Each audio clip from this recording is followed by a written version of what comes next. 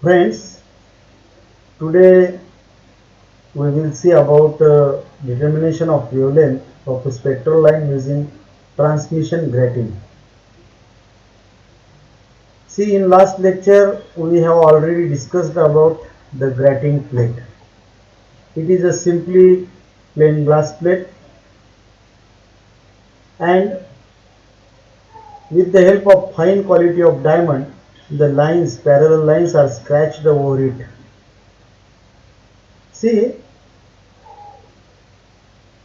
on a every glass plate it cannot be done, but if once it is done on a glass plate, then by using the colloidal solution, the replica of this grating plate are taken, and by that replicas we are performing the experiments.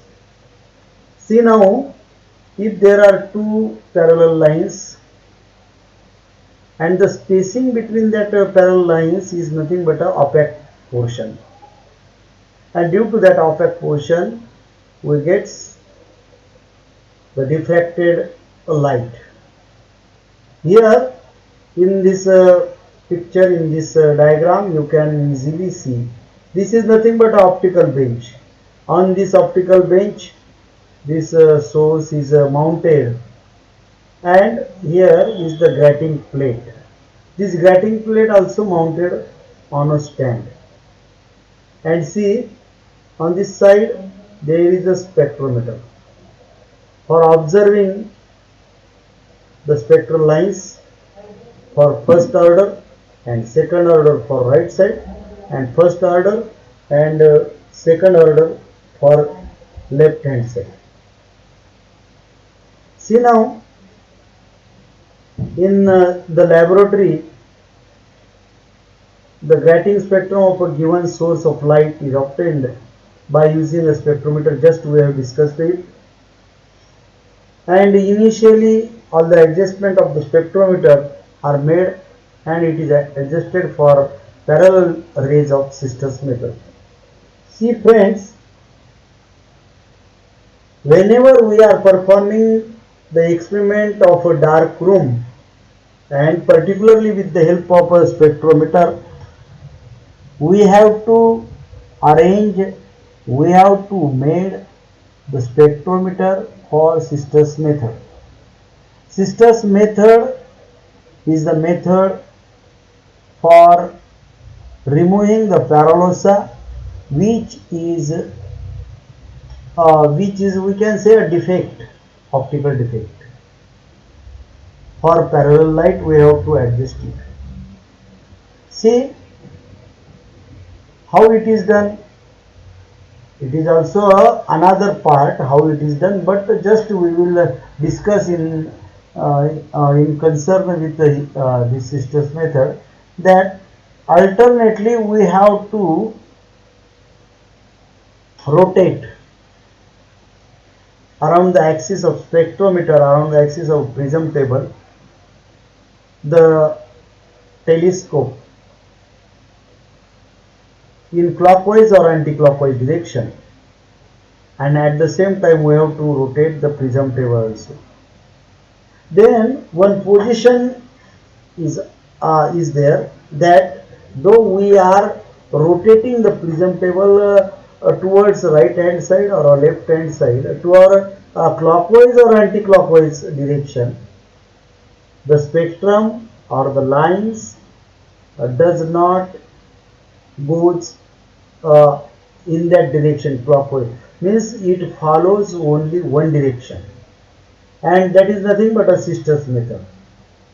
Then the slit of the collimator is illuminated by here we can say a sodium light, and the position of the telescope is adjusted such that the image of the slit is obtained at the position of the vertical cross wire in the field of view of the telescope. See, for the telescope, as we know that eyepieces having a cross wires, here is the concept that we have to adjust the vertical cross wire. Now the axis of the collimator and the telescope are in the same line, and the position of the telescope is noted on the circular scale. Circular scale means on the spectrometer, which having a windows W1 and W2, and in that reading we have to add the 90 degree. Then the telescope is turned to the position. In this position, the axis of the telescope is perpendicular to the axis of collimator. The position of the telescope then fixed by using the micrometer screw, which is given. The given transmission grating is mounted at the center of the prism table such that the grating surface is perpendicular to the prism table. Then the prism table is suitably rotated such that the image of the slit reflected from the grating surface is obtained in the center of the field of view of the telescope. This means what? The parallel rays of the light from the collimator are incident at an angle of 45 degree on the grating surface because the axis of the collimator and the telescope are perpendicular to each other. Then again we have to note down the reading of the prism table, and we have to add the 45 degree in that reading. Then the prism table is suitably rotated to the new position so that the grating surface is normal to the incident light. Now we are having this diagram, this figure, in which you can easily see this is a collimator. Yes, is a source. Here it is a collimating lens. This is a collimating lens. The function or the purpose of collimating lens, as we have already discussed a number of times, that the ray coming from the source to make it in a one fashion, one mode, this collimating lens is used. And here friends, it is a grating plate. See, it is a grating plate. Number of lines are scratched with the help of fine quality of diamond. That lines are at a equidistance. The distance between the two lines is nothing but a opaque portion, due to which we are getting the diffraction pattern here. This POP, this P gives us a central image, and these are the diffracted beams A, B and C. It is nothing but the first order, second order and third order for right hand side, as well as for the left hand side we get A dash, B dash and C dash. The angle between these rays theta 1, theta 2, theta 3 here is also the same. Now see, if the wavelength of sodium light is to be determined, then what to do? Then the angle of diffraction theta 1 and theta 2 corresponding to the first and second order principal maxima are determined. As determined means we have to know the angle from the spectrometer. Then OA, OB, etc. given the direction of the telescope corresponding to the first and second order images. Then A dash, B dash, C dash, etc. refers to the position of these images towards the left of the central maximum. See now the angles AOA dash and BOB dash. See here, AOA dash is AOA dash, this much angle here, and BOB dash, this much angle. We have to measure it and see here A plus B into sine of theta 1 equal to 1 lambda. See here friends, A plus B is nothing but the grating element, and A plus B into sine of theta 2 equal to 2 lambda. Then the value of lambda is calculated from equation 1 and 2. By putting this value of A plus B means grating element, that is we will see afterwards, and we know the angle sine of theta 1 and sine of theta 2, by which we get the value of lambda. Here A plus B is the grating element and it is equal to the reciprocal of the number of lines per centimeter. If the number of lines on the grating surface is 15,000 lines per inch. See here, A plus B equals to 2.54 divided by 15,000 per centimeter. Here 2.54, this factor indicates that the length of that glass plate. If the source of light emits radiations of different wavelengths, then the beam gets dispersed by the grating, and in each order of a spectrum of the constituent wavelengths is observed. Then to find the wavelength of any spectral line, the diffracting angles are noted in the first and second order, and using the equations given above, the wavelength of the spectral line can be calculated. See, overlapping spectral orders can be avoided by using suitable color filters so that the wavelengths beyond the range of study are eliminated.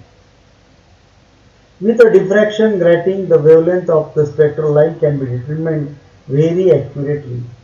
But here, friends, we have to take very accurately the reading of that diffracting angle.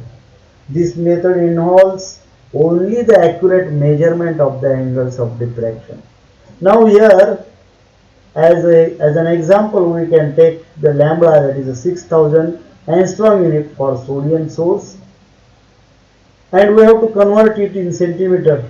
6000 into 10 raised to minus 8 centimeter, and A plus B, this is a grating element in the 2.54 into 15,000 centimeter. Then we get the equations in this way: A plus B sine of theta 1 equal to 1 lambda, A plus B sine of theta equal to 2 lambda. Then see here, theta 1 is we have to calculate 20 degree and 45 minutes. Here theta 2 we get 45 degree and 7 minutes. As the angles are large, they can be measured accurately with a properly calibrated spectrometer.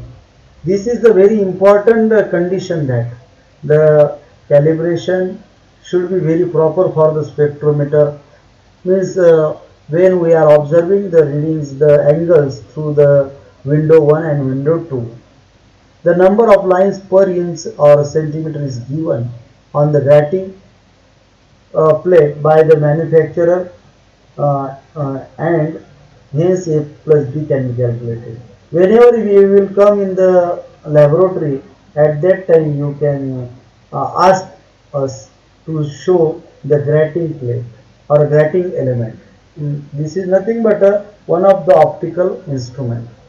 As the method does not involve measurements of very small distances, as in the case of interference experiment, an accurate value of lambda can be obtained. Friends, by which we are able to find out the wavelength of sodium light, or the determination of wavelength of a spectral line using the transmission grating. For our next lecture, in next lecture we will see another concept which is concerned with the optics, that is nothing but the resolving power, and we will discuss in later on. Thank you very much.